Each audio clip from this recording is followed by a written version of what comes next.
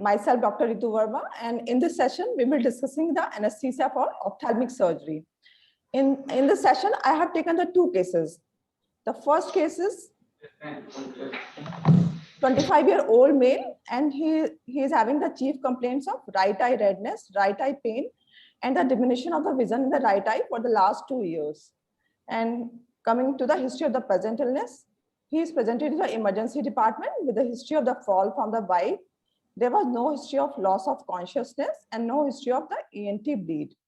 On local examination, what you can find in this case, there may be corneal or scleral laceration, volume loss, uveal prolapse, peak pupil or eccentric pupil, teardrop pupil, subconjunctival hemorrhage.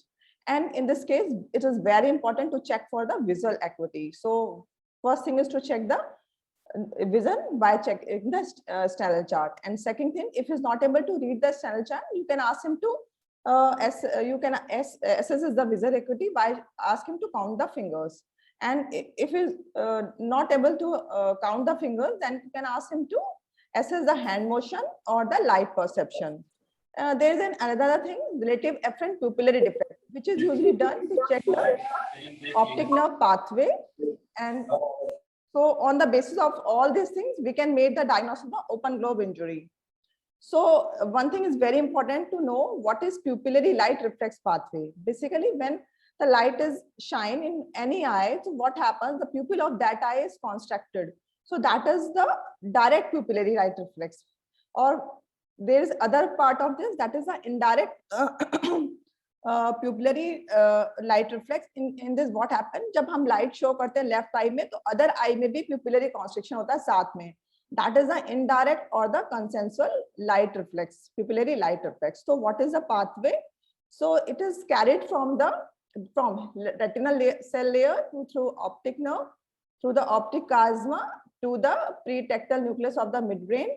And from here, the fibers are sent bilaterally to the Edinger-Woestphal nucleus of the midbrain. From here, the efferent impulses are carried through third nerve to the ciliary ganglion. And from here, the impulses are carried to the retinal iris sphincter pupillary muscles. So this is the pupillary light reflex pathway. So you should know, then examiner can ask you at any time. So what is the relative afferent pupillary defect? Basically, it has been done to check if there is any defect in the afferent pathway, if there is any defect here. So what is done in this pathway? What is done in this test actually? So what is done, जब हम किसी की check करते हैं eyes in the dark room, so what we will see like that. This is there will be a dilatation on the eye. So what happened? Suppose in this there is a defect in the left afferent pathway. So when light is shown in the left eye, what will happen? Pupil will either not constrict, or if it constrict, not fully. And when we move the torch to the other eye, like in the right eye, which is a normal eye, so what will happen? It will constrict fully. So here is a defect in the left eye. But what happened in other eye? Same reflex will be, same response will be happen because of the consensual reflex or the indirect reflex. हमें right में जो response आएगा वही left में आएगा, और जो left में आएगा वही राइट में आएगा, है ना. लेकिन जिसमें डिफेक्ट होगा जिस आई में, उसमें या तो प्रॉपर कॉन्स्ट्रिक्शन नहीं होगा या फिर सिर्फ डायलेटेशन ही होगा. That is the relative afferent pupillary defect.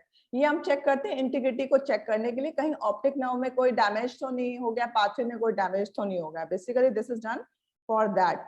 So coming to the preoperative assessment of these patient. So सबसे इंपॉर्टेंट चीज होती है इसमें असेस करना आपको कि पेशेंट को कोई एसोसिएटेड ऑर्बिटल और मैक्सिलोफेशियल ट्रॉमा तो नहीं है.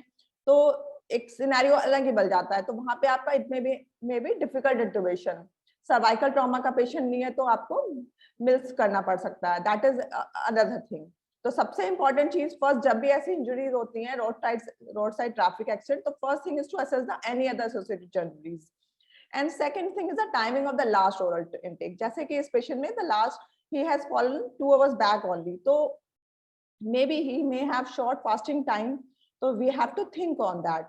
Second, and other things are same as in other patients, like standard preoperative evaluation, airway examination, the systemic examination.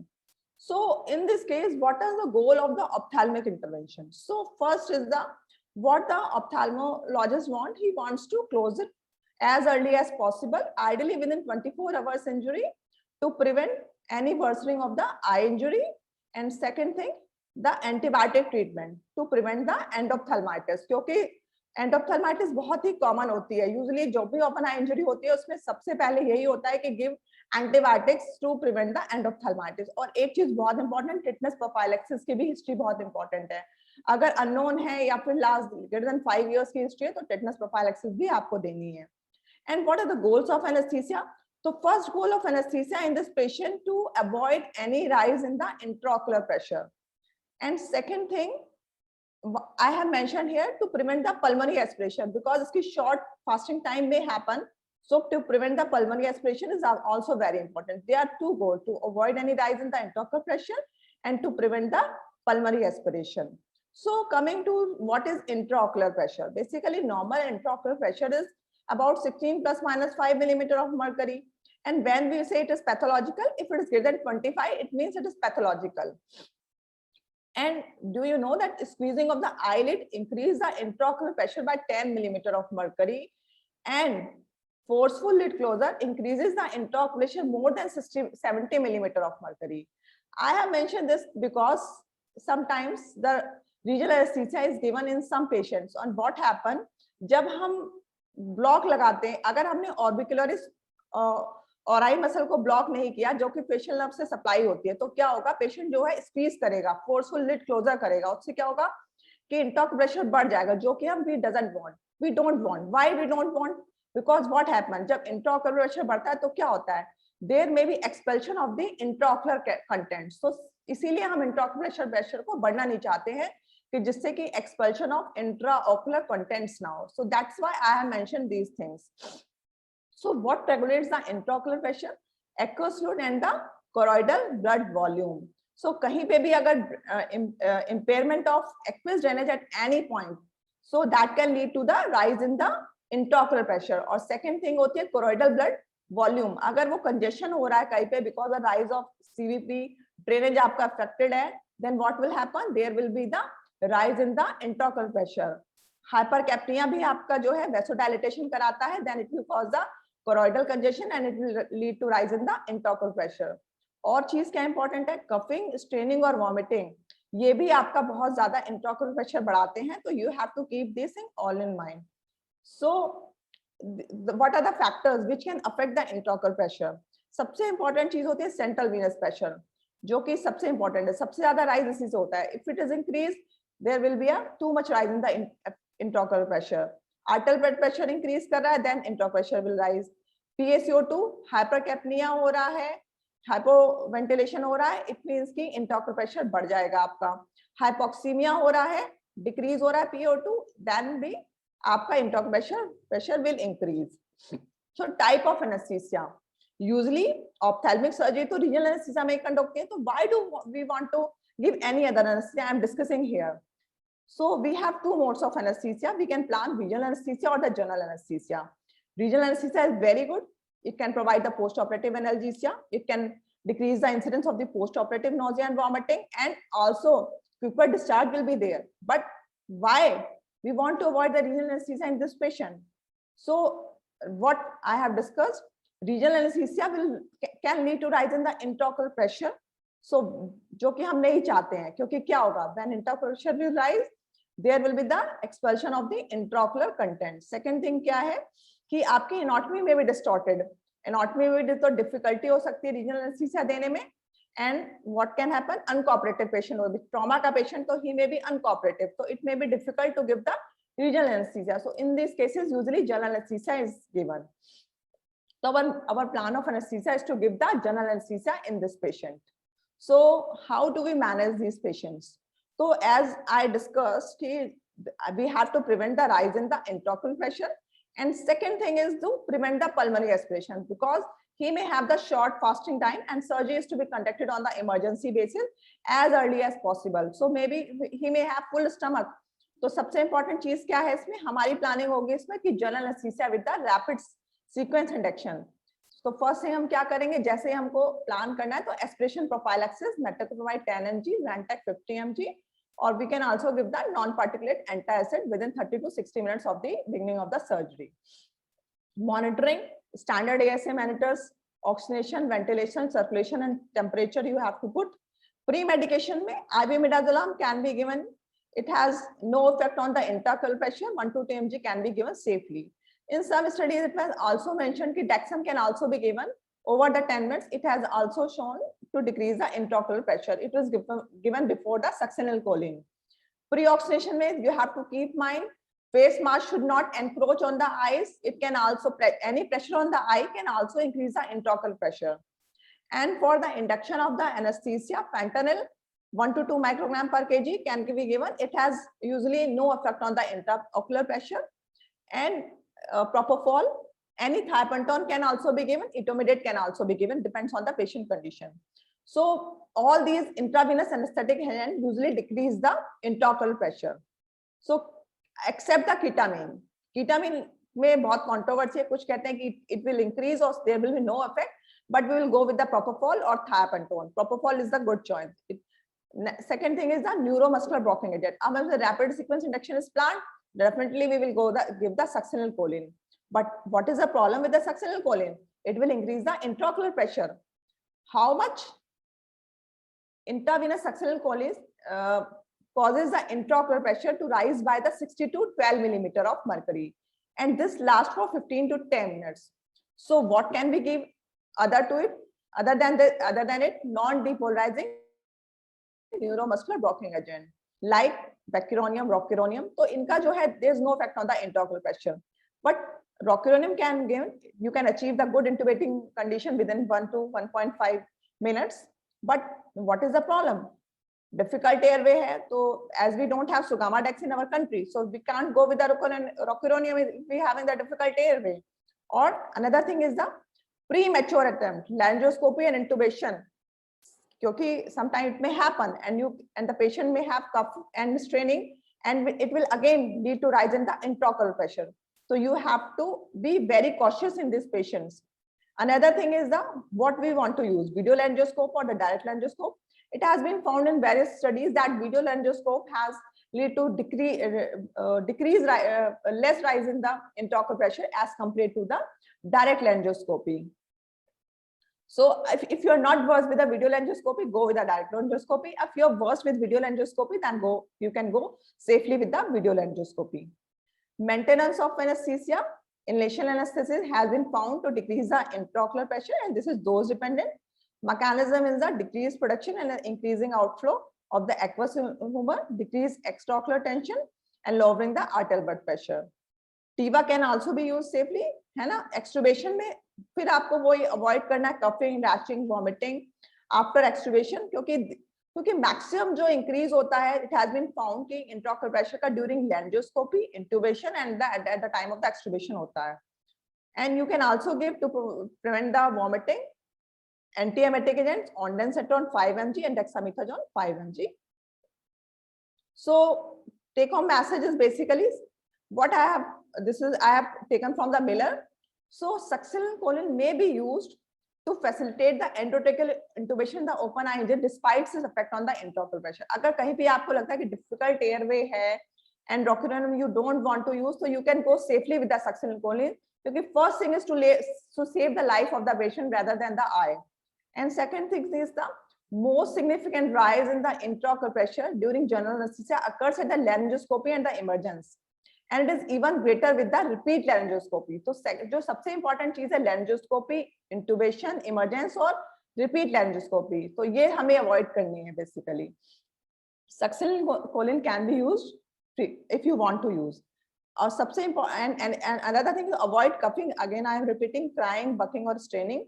And IV lidocaine 1 to 2 mg per kg can be given before intubation and extubation to decrease the hemodynamic stress response or avoid mass pressure, hypercarbia, hypoxia and the elevated blood pressure. So main thing is the rapid sequence induction आपको करना होता है, तो कि whether to use succinylcholine or not, what I have got from Miller, you can go safely with the succinylcholine.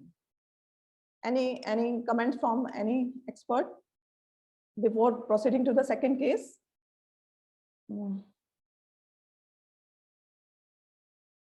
Okay, now moving to the second case. So this is a 3-year-old male. His chief complaint, as given by his parents, outward evasion of the right eye since 10 months of the age. And what are the history of the present illness? History of the, you have to basically ask whether he has having the history of the intermittency or it is constant, and history of the double vision.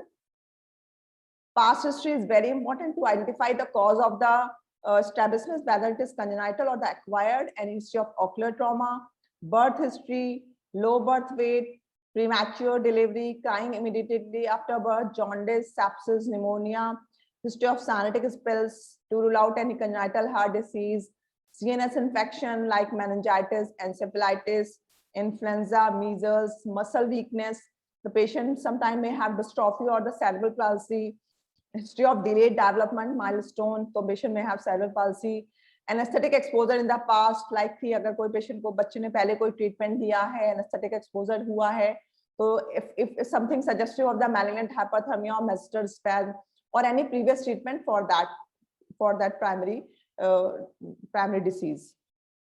Family history is very important. If in his family there is somebody having the similar complaints in the family, और अगर कुछ किसी को malignant hyperthermia की अगर history है तो that is very important to take in these patients.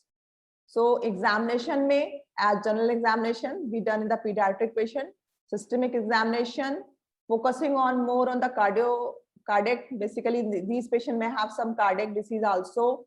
Airway examination is very important, may difficult intubation or difficult bag and mask ventilation हो सकता है, because these diseases are, squint is usually associated with some syndromes. Local examination, abnormal head posture, eyelid position, ptosis तो नहीं है, third nerve palsy तो नहीं है, extraocular movement to check the all the nerves, visual acuity test in the बच्चों में, adults में तो snarls होता है, बच्चों में different charts होते हैं, Allen chart वगैरह, pupillary reflex as I discussed previously, and the corneal reflex test, that is also known the Hirschberg test, and the cover test and the uncovered test. So corneal light reflex, how it is done, basically the light is shined into the patient's eye from a distance, and we see the reflection of the light in his pupils. So it should be symmetric and in the both eyes, and it should be centered in the pupil. But what happens if the patient is having some esotropia or the exotropia? So as we can see in this figure, the patient is having the reflection away from the pupil, and it is towards the nasal side. The eyes move towards the nasal side. This is esotropia.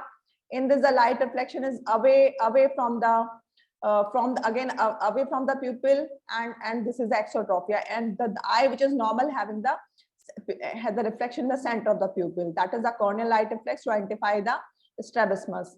So there is other test, cover or uncover test hota hai. That is, cover test is sometimes to identify, like in this, we ask the patient to visually fixate a target, and then what we done, we cover his eye and see the movement in the other eye. So the test has to be repeated in the each eye.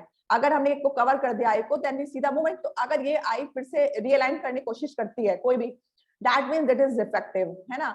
फिर से इसको card लगा के patient को कहेंगे visually Fixit a target, और इस आई को कवर करेंगे और फिर इसमें देखेंगे.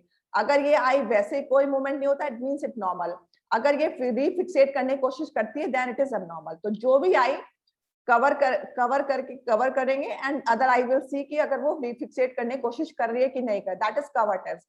तो यूजुअली कवर टेस्ट अगर डायग्नोस डिटेक्ट कर लेता है कि it is strabismus, then there is no need to do the cover and cover test. Sometimes what happen कि cover test में नहीं कोई strabismus नहीं आता है, then we go for the cover and cover test.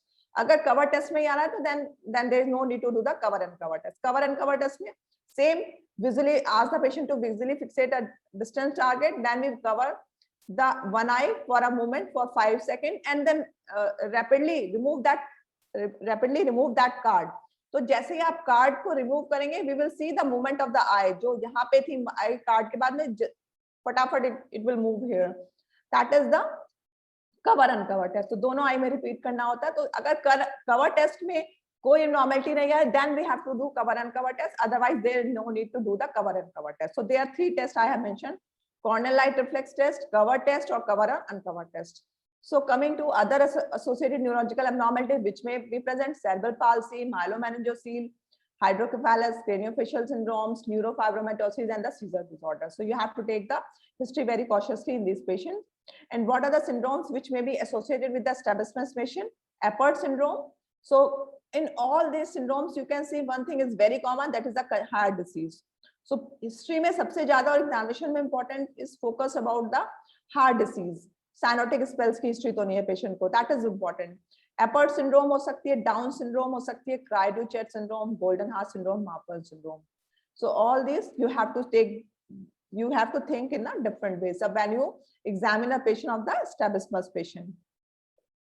So what are the anesthetic considerations that are important and to be think? So first is the oculocardiac reflex, oculorespiratory reflex, post-operative nausea and vomiting, post-conduction testing, and malignant hyperthermia or the Mester spasm.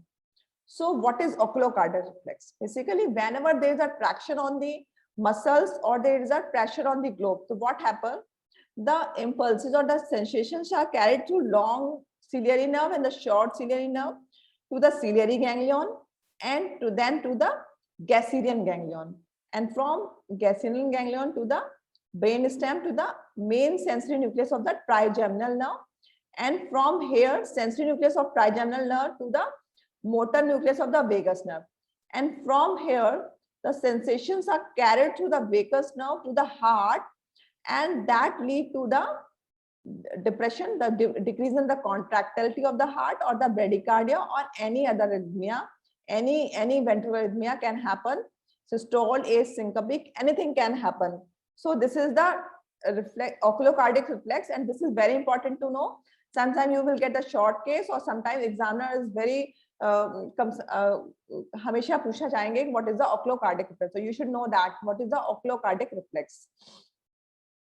So what are the triggers of the oculocardiac reflex? As we discussed, traction on the extraocular muscle, pressure on the orbital structures, any increase in the intraorbital pressure from an injection or the hematoma, hypoxia, and the hypercarbia. So these are the triggers of the oculocardiac reflex, and you have to avoid the things which you can. So what are the basic principles for preventing the OCRs? First thing is the gentle surgical manipulation. Second thing is the depth of anesthesia must be adequate. So आपको depth of anesthesia भी अच्छी होनी चाहिए to prevent the OCR. And other thing is the hypoxia or hypercarbia must be avoided, as it is a trigger of the oculocardiac reflex. And another thing is that somebody has mentioned कि atropine or glycopyrrolate भी दे सकते हैं to avoid the oculocardiac reflex. So atropine 0.02 mg और glycopyrrolate 0.01 mg per kg हम दे सकते हैं. लेकिन what if happens, if it occurs, despite all these preventions, तो treatment होता है, ask the surgeon to stop manipulation. If it doesn't go, then what we do? We give the atropine. But that is a treatment of choice. अगर patient hemodynamic stable हो रहा है, arrhythmias नहीं जा रहे हैं, then what to do? Bradycardia हो रहा है, then give atropine 0.007 mg per kg. This is the treatment of the choice for the oculocardiac reflex. What is another thing is the oculorespiratory reflex. Usually तो under anesthesia तो नहीं होता है. The patient, when these surgeries are done under local anesthesia or the regional anesthesia, then it can happen. So what is the oculorespiratory reflex? Reduction in the tidal volume and the respiratory rate. Triggers are same as the oculocardiac reflex. It is carried through the long and short ciliary nerves to the ciliary ganglion, and from here to sensory nucleus to fifth nerve. And the efferent limb is the pneumotoxic center in the pons and the medullary respiratory center. So this is the oculorespiratory reflex. So same triggers as for the oculocardiac reflex, but what it leads to the reduction in the tidal volume and the respiratory rate. Another thing is the post-operative nausea and vomiting. The incidence of post-operative nausea and vomiting without prophylaxis varies from 37 to 90%. It is also known as the oculoemetic reflex. And what are the predictors for the post-operative nausea and vomiting? If the patient is having, if the patient's age is less than 3 years, duration of surgery is greater than 30 minutes, and the history of the post-operative nausea and vomiting. So these are the fact predictors of the post-operative nausea and vomiting. if the patient is having more than one predictor, it means you have to give him dexamethasone before surgery, starting the surgery, 0.1 to 2 mg per kg, and the ondansetron 0.1 mg per kg before the completion of the surgery. This combination is found to be better, so you have to give, there are more than one predictor of the present for that. It has also been found that propofol infusion at subhypnotic dose also reduce the incidence of the postoperative nausea and vomiting.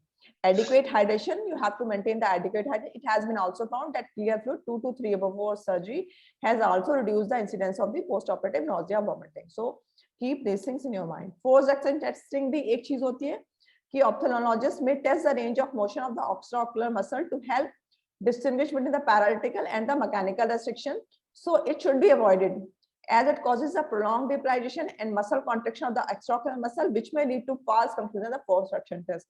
तो क्या होता है कि movement of the muscle, movement eye ball का movement check करते हैं आप, तो देन अगर आपने पहले से सक्सेनल कोलिन दी है तो क्या होगा कि वो कॉन्ट्रैक्शन में रहेगा, तो there will be false results. So that's why it should be avoided succinylcholine if the surgeon was to the force suction testing during the surgery. Anesthesia technique, standard anesthesia technique, midazolam can be given monitoring, all standard monitoring. Induction में fentanyl 1 to 2 microgram per kg, propofol. Injection, I have mentioned rocuronium because it has been found कि rocuronium से होता है decrease oculocardiac reflex होता है. Otherwise, becuronium or atraconium can be used safely. RA tube, South Pole, flexible LMA. Maintenance में isoflurane, sevoflurane. Controlled or spontaneous ventilation, whatever you wish to use, but avoid the hypoxia and the hypercarbia, and maintain the deep anesthesia. IV fluids, iringal lactate. Analgesia में you have opioids can be used, but increases the incidence of the postoperative nausea and vomiting. IV anesthetics or paracetamol use or topical anesthetics can also be used. Regional blocks can be used, but in the children, it may be difficult to put that. So that's because of uncooperativeness. So you can use the topical anesthetics very safely. So these are the ophthalmic drugs which are relevant to the anesthetics. Phenylephrine alpha-1 agonist. What can done? It can cause myocardial ischemia and the hypertension intraoperatively. तो हमेशा जब भी ऐसा नहीं है कि topical दिए तो ड्रग उसके कोई साइड इफेक्ट्स नहीं हो सकते हैं, नहीं हो सकते हैं, क्योंकि absorption is intermediate between intravenous and the subcutaneous. तो हमेशा ध्यान रखना है कि ऐसा नहीं है कि अगर कोई हमेशा कि क्या ड्रग पेशेंट को चल रही है, टॉपिकल क्या ले रहा है वो. तो फिनाइलेफ्रिन जैसे है तो it causes the myocardial ischaemia and the intraoperative hypertension का कॉज हो सकता है. टिमोलॉल, आप beta blocker, alpha beta blocker, then it cause hypotension, bradycardia and bronchospasm. तो अगर अस्थमैटिक पेशेंट है तो you can think of that. Pilocarpine and the acetylcholine cholinergic drugs constrict the pupil करते हैं, तो it can cause bradycardia and acute bronchospasm. Carbonic anhydrase inhibitor तो reduce the aqueous formation and are used orally or intravenously to treat or prevent the increase the intraocular pressure. So what will do? Renal loss of the bicarbonate and a diuresis depletion of potassium. तो pre-op में आप you can check for the potassium कि कहीं potassium तो नहीं कम है इस patient को. और so then ecothyroid topical anticholinesterase drug, basically it anticholinesterase so that the action of the scoline may be prolonged, or it has been found कि अगर 3 to 7 weeks पहले भी इसको आपने stop किया, then इसका persistent effect हो सकता है, residual effect हो सकता है, and the succinylcholine का action भी prolong हो सकता है for more up to the 30 minutes. So हमेशा ये history भी very important है अगर ग्लूकोमा का patient है कोई, if it is planned for the surgery. What is the nerve supply of the eye? As you know, all the muscles are supplied by the third nerve except the superior oblique, that's by fourth nerve, and the lateral rectus by the sixth nerve. Regional blocks, sometime examiner may ask you what are some regional blocks can be given, as I have discussed in the open eye injury. There are 3 blocks usually given: retrobulbar block, peribulbar block, subtenon's block. So what is the advantage of the regional anesthesia? As I discussed, postoperative analgesia, decreased postoperative nausea and vomiting, and quicker discharge. And it provides the echinacea and the anesthesia of the eye. तो हम जो regional blocks मैंने mention किए, they usually block the extraocular muscle. But what happen कि facial nerve आपकी जो होती है spare कर जाती है, because इसके motor innervation is outside the cone. तो उसके लिए हमको जो है facial nerve block अलग से करनी पड़ती है, and I will discuss it further. So retrobulbar block, what is a retrobulbar block? Basically, what happen in this? injection is given at the junction of the inferior and the lateral orbit, and using the 30 millimeter of the needle, and as we have passed the equator, direction of the needle should be changed. It should be inwards and the medially. So we are going inside the cone. So this is the retrobulbar block. 3 to 5 ml drug is given in this. So next is the peribulbar block. In the peribulbar block, in this 2 injections are given basically. One at the junction of the inferior lateral 1/3 and the medial 2/3, and one injection is given as the medial caruncle. So what is the basically in this we remain outside the cone. So this is the image showing the difference between the 2 blocks. Peribulbar block, we are going straight. We are not going inside the muscle cone. But in the retrobulbar block, we are going inside the muscle cone. So the the complication rate is high with the retrobulbar block, and now it is used very rarely. And peribulbar blocks and subtenon blocks are the blocks which are used. So this is the subtenon block. In this, there is a tenon fascia above the eye, above the sclera. So in this, the injection is given below the tenons. So this is on the subtenons block. So the subtenon block used commonly. This method reduces the risk of skin spread, optic nerve damage, and global puncture, but more likely to cause a superficial hemorrhage, and the akinesia, but the immobility may take longer to achieve. So what are the complications of the blocks? Retrobulbar hemorrhage, as we discussed, we are going inside the cone. तो bulbar haemorrhage हो सकता है, proptosis and the subconjunctival ecchymosis हो सकती है, globe perforation may be also there, optic nerve damage, which is more with the retrobulbar blocks because we are going inside the muscle cone. Intravascular injection, ophthalmic artery may be punctured, and the drug may go retrogradely to the internal carotid artery, and from here to the thalamus and the midbrain, and it can lead to the CNS excitation, the seizures. And the central spread of the local anesthetic can also happen from the optic nerve sheath to the subdural or subarachnoid space. अगर we are near to the optic nerve को हम या तो optic nerve damage कर सकते हैं. अब we are optic nerve के पास sheath होती है, nerve वो होती है, dural sheath होती है. अगर हमने उसको pierce कर दिया है, तो then subdural or subarachnoid space पे हम जा सकते हैं, and it can lead to total brain stem and wide symptoms, vague symptoms हो सकते हैं, aphasia और and apnea वगैरह भी हो सकता है. Then treatment is just supportive treatment. You have to give extraocular muscle malfunction भी हो सकता है if the drug is injected inside the muscle. This is the facial nerve block, as we discussed कि sometimes जब हम लोग injection देते हैं inside peribulbar, retrobulbar, subtenon block, तो basically जो है oculi muscle spare कर जाती है, तो that can lead to the squeezing of the eyelid, and that can lead to the problem in the surgery. And can also lead to the rise in the intraocular pressure. So these are the 3 techniques which are used for the facial nerve block. First is the modified one length block, second is the O'Brien block, and third is the Nedberg-Rohrmann. In the modified one length block, what we do basically at the junction of that lateral orbit, just to lateral 1 centimeter lateral to the lateral wall of the orbit, injection is given. 2 injections are given. One is the superior nasal area and one is the inferior nasal area here. And the O'Brien block, just feel the tragus and anterior to the tragus in the posterior ramus of the mandible layer higher. You have to go inside there and up to the 1 centimeter of the peristeum, and as we withdrawn, the drug is given. Up to 3 ml of drug is given. In the Nedberg-Rohrmann block, in the injection is given at the we feel the posterior ramus of the mandible and the mastoid process, and between them go inside up to 1.2 centimeter, and as we withdraw the needle, give the up to 3 ml of the injection. But what is the problem is the this block basically it is very close to the carotid artery or the glossopharyngeal nerve, so that's why it may make, so it is not used now. So these are the 3 blocks which are used to block the facial nerve to prevent the squeezing of the eyelid. The topical anesthesia is also used. Nowadays 4% lidocaine is used. Advantage is basically to avoid the complication associated with the blocks, rapid physical rehabilitation. Disadvantage is the potential for the eye movement during the surgery. Thank you.